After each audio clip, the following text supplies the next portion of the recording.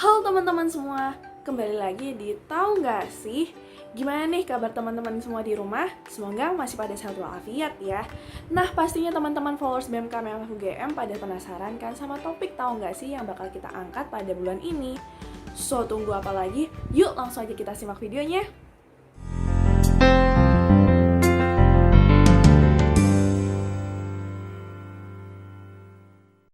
Tahu nggak sih?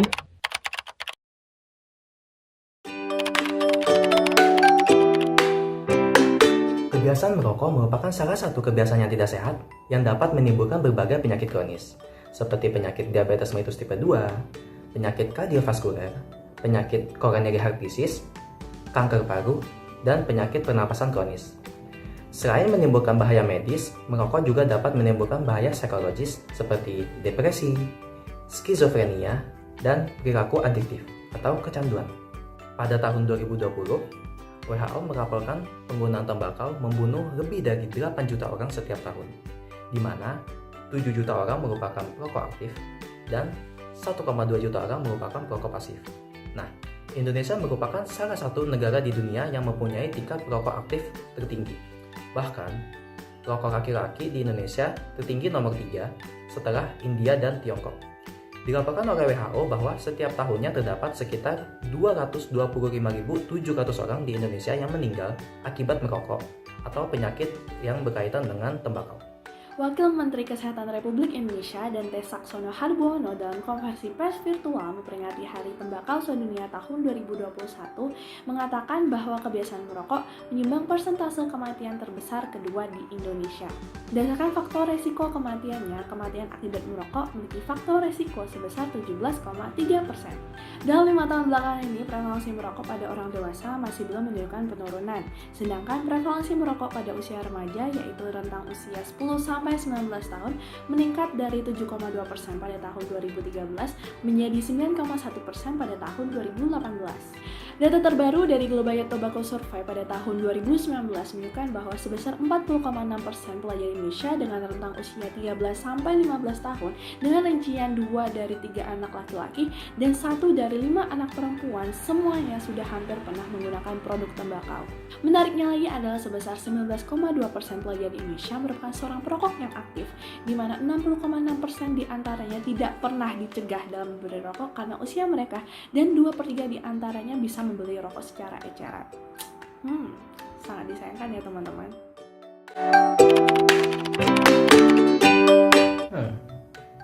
Tentunya, berdasarkan dari data tersebut sangat mengkhawatirkan.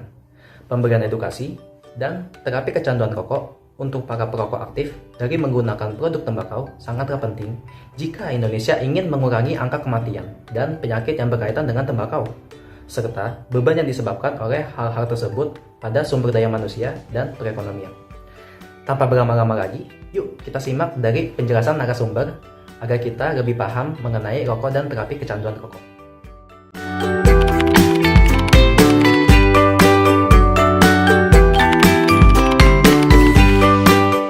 Dari kata tobacco, artinya adalah produk tembakau, bukan tembakaunya itu sendiri, tapi udah menjadi bentuk produk. Nah, dan itu bisa beda-beda tiap negara, ada menggunakan istilah yang macam-macam. Kalau Indonesia asli yang katanya karya Indonesia, cita rasa Indonesia gitu ya, labelnya itu kretek, itu tanpa filter sama sekali.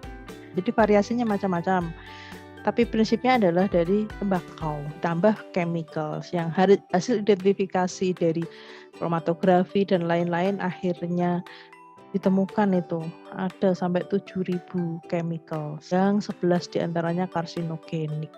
Produk rokok itu sendiri tidak ada label apapun, dia bukan makanan, tidak ada label dari BPOM, bukan obat. Jadi apa dong? Itu kayak baygon berarti ya, toksin ya, jadi racun ya. Kalau sekarang zaman now kita sering lihat vape ya, itu juga istilah yang gaulnya. Sebenarnya istilah standarnya internasional elektronik sigaret ya, dengan bentuk yang macam-macam, ternyata ada membakarnya gitu, terus ada cartridge-nya, ada isi cairannya gitu ya. Jangan pakai rokok itu bahaya. Ini lebih bagus vaping karena mengandung pure ya, pure nikotin. Nikotin itu sendiri kita tahu masuk farmasi sebagai addictive agent ya, sebagai bahan menimbulkan ketergantungan ya, ada efek adiksinya. Itu adik-adik ya, sedikit overview tentang rokok itu sendiri ya. Bahaya merokok itu ternyata amplified ya, efeknya beruntun gitu ya. Satu jelas yang menghisap rokok itu sendiri. Penyakit utamanya pertama yang paling relatif risknya atau resiko terkena penyakit tersebut paling tinggi itu adalah kanker paru ya, dan kanker pernafasan atas, bahkan sampai kanker lambung, kanker bahkan serviks ya, itu juga punya keterkaitan. Orang yang meskipun penyebab utamanya virus, tapi kerentanan itu makin karena merokok. Lalu sampai ke leukemia juga, sampai low birth weight ya. Bahkan sekarang isu stunting itu juga dipengaruhi. Itu kalau ibunya merokok, ya bisa dibayangkan kalau dia perokok. Nah, yang kedua bahaya second hand smoke, yaitu asap yang ditimbulkan yang dihirup oleh orang lain. Yang paling rentan adalah keluarga. Jadi second hand smoke juga punya faktor risiko terhadap banyak sekali. Kita lihat juga, selain kita lihat bukti-bukti, tapi juga dengan data kita bisa bicara data nanti bahwa bahaya second hand smoke juga sangat tinggi. Pertama kanker ya, paling banyak adalah kanker paru dan kanker yang lain tadi. Lalu yang kedua penyakit non communicable disease yang lain, pneumonia, asma, sampai resiko diabetes juga meningkat, hipertensi jelas, kardiovaskuler, kayak penyakit jantung, koroner dan lain-lain. Itu sangat erat sama penyakit rokok ya. Itu teman-teman bahayanya di situ, karena tadi ada efek samping. Selain karsinogenik juga ada bahan yang kita sebut sebagai tar itu ya, yaitu kalau dibakar bisa menimbulkan asap hitam dan lama-lama menjadi kerak di dalam pembuluh darah ya. Itu juga salah satu kandungan yang beresiko ke NCD, penyempitan pembuluh darah, sampai resistensi insulin juga jadi meningkat, jadinya nggak sensitif lagi, resiko DM juga meningkat. Kardiovaskuler jelas, karena nikotin meningkatkan ritme jantung dan bisa tadi aterosklerosis, bisa sampai penyempitan pembuluh darah, stroke dan lain-lain. Itu sudah sangat banyak buktinya, penelitian-penelitian yang ada. Pertama, ada obat resep yang harus dengan resep dokter itu tadi, namanya varenicline. Varenicline itu obat untuk terapi berhenti merokok. Ya, itu termasuk kategori jenis obat antidepresan, teman-teman. Varenicline dan bupropion, ya, itu juga kategori antidepresan. Yang paling bagus efikasinya memang varenicline, bisa 2 odds ratio-nya. Jadi kecenderungan berhasil untuk berhenti merokok itu lebih tinggi 2 kali dibanding orang yang tidak menggunakan obat gitu ya. Lalu satu lagi kategori NRT, nicotine replacement therapy. Nah, itu apapun jenisnya yang isinya sebenarnya nikotin tapi gradual dosisnya gitu. Nah, bentuknya dibuat macam-macam. Ada yang mimik menyerupai orang merokok, yaitu yang bentuknya semprot ya. Jadi memberikan efek, tapi dosisnya terukur. Itulah bedanya antara obat dengan nikotin yang ada di vape ya. Lalu patch ya, ditempel di kulit ya, sediaan patch ya. Lalu bentuknya gum ya, permen karet juga ada.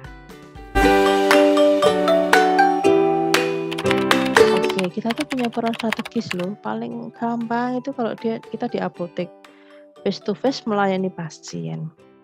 Pasien misalnya beli obat batuk ya, minta obat batuk atau asma atau apapun pada kondisi yang mungkin kita bisa memberikan obat ya waktu itu, misalnya dengan resep bagaimana. Nah, kalau kita kenal pasiennya ya, mulai dari hal yang kecil, kita tanya, batuk ya Pak, ini obatnya, kita berikan, kita pilihkan.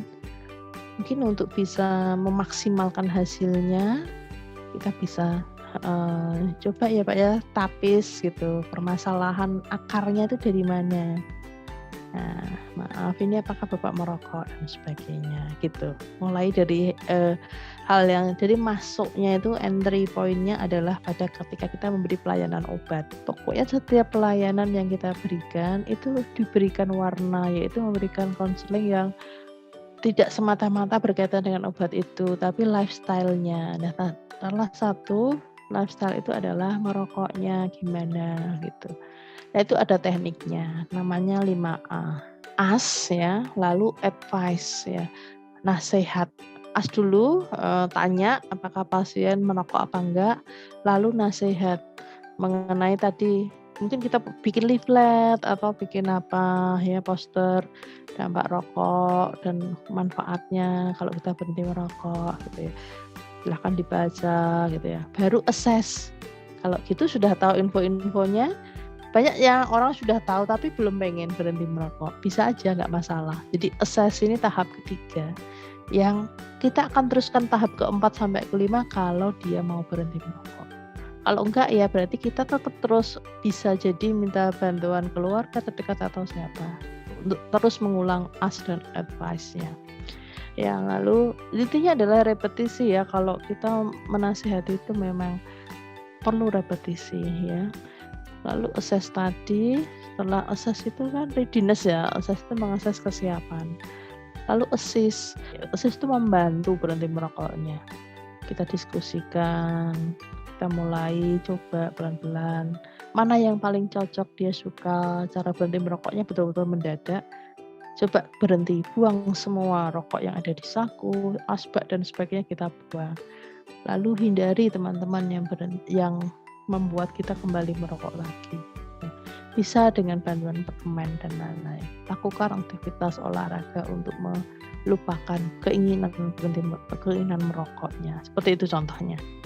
Lalu yang kelima itu arrange. Arrange itu follow up secara rutin. Ya, gitu. Satu pesan untuk teman-teman ya, sebagai tenaga kesehatan future health professional, lakukan mulai hal yang kecil ya. Edukasi memang tidak boleh lelah ya, bahkan dengan berbagai media.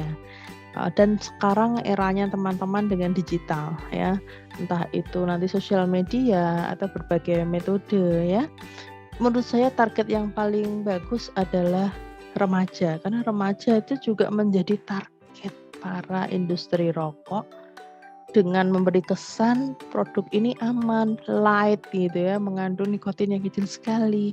Nah itu tuh salah satu lah banyak image yang dibuat supaya rokok tuh sesuatu yang tidak berbahaya gitu ya. Nah itu sehingga kita pun juga harus sebagai tenaga kesehatan berupaya ya, memberikan kontribusi kita, versi kita, semampu kita ya, tanpa kenal lelah gitu ya, untuk memberikan edukasi dengan berbagai metode saya rasa. Lalu health profesionalnya juga genjot memberikan konseling berhenti merokok.